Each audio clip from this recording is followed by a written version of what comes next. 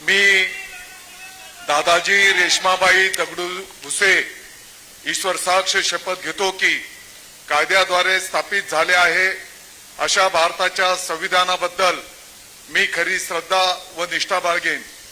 मी भारताची सार्वभौमत्व व एकात्मता उन्नत राखीन।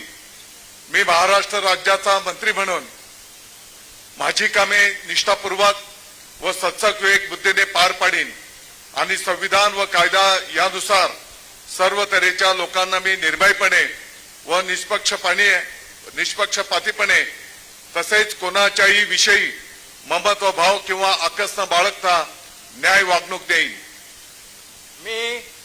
मी दादाजी रेश्माबाई दगडू भुसे ईश्वर साक्ष शपथ घेतो की महाराष्ट्र राज्याचा मंत्री म्हणून माझ्या विचारार्थ आणली जाईल किंवा मला ज्ञात होईल अशी कोणतीही